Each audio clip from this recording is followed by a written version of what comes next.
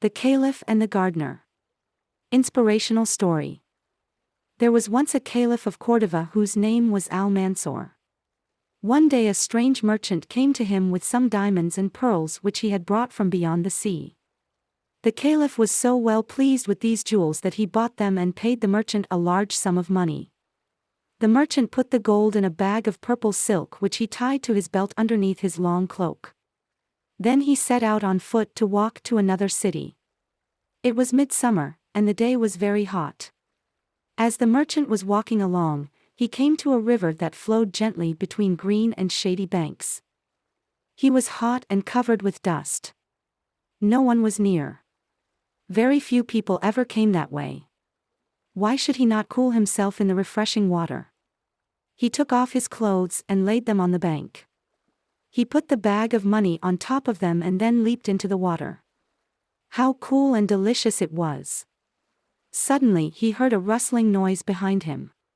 He turned quickly and saw an eagle rising into the air with his money bag in its claws. No doubt the bird had mistaken the purple silk for something good to eat. The merchant shouted. He jumped out of the water and shouted again. But it was no use. The great bird was high in the air and flying towards the far-off mountains with all his money. The poor man could do nothing but dress himself and go sorrowing on his way. A year passed by and then the merchant appeared once more before Al-Mansur. "O Caliph," he said, "here are a few jewels which I had reserved as a present for my wife.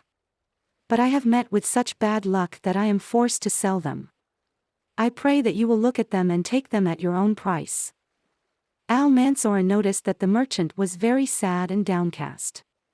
"Why, what has happened to you?" he asked. "Have you been sick?" Then the merchant told him how the eagle had flown away with his money. "Why didn't you come to us before?" he asked.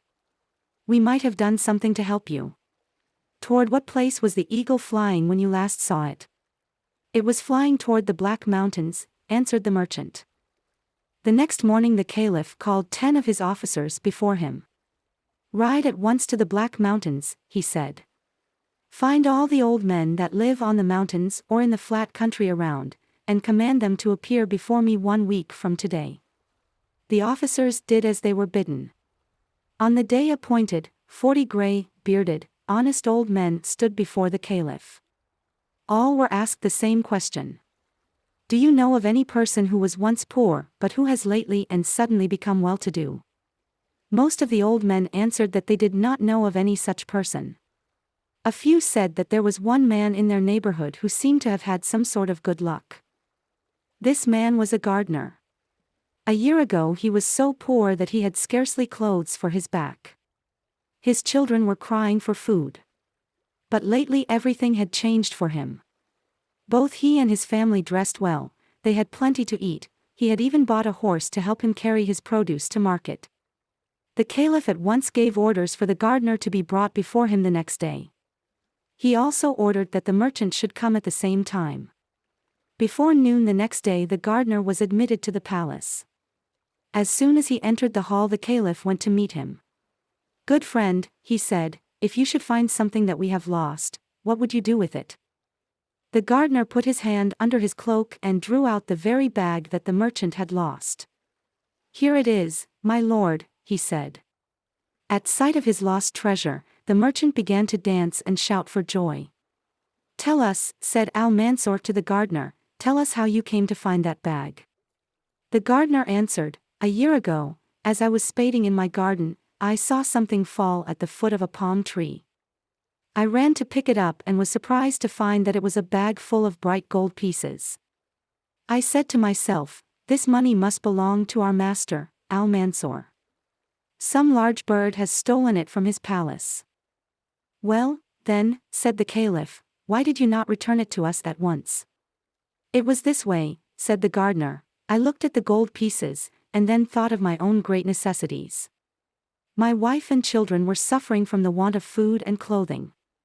I had no shoes for my feet, no coat for my back. So I said to myself, my lord Al-Mansur is famous for his kindness to the poor.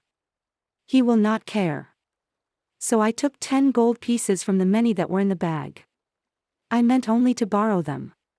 And I put the bag in a safe place, saying that as soon as I could replace the 10 pieces, I would return all to my lord Almansor. With much hard labor and careful management I have saved only 5 little silver pieces. But, as I came to your palace this morning, I kept saying to myself, when our Lord Almansor learns just how it was that I borrowed the gold, I have no doubt that in his kindness of heart he will forgive me the debt. Great was the Caliph's surprise when he heard the poor man's story. He took the bag of money and handed it to the merchant. "Take the bag and count the money that is in it," he said. "If anything is lacking, I will pay it to you." The merchant did as he was told. "There is nothing lacking," he said, "but the 10 pieces he has told you about, and I will give him these as a reward." "No," said Almansor, "it is for me to reward the man as he deserves." Saying this, he ordered that 10 gold pieces be given to the merchant in place of those that were lacking. Then he rewarded the gardener with 10 more pieces for his honesty. "Your debt is paid. Think no more about it," he said. Thanks for watching and listening. Please don't forget to subscribe and like.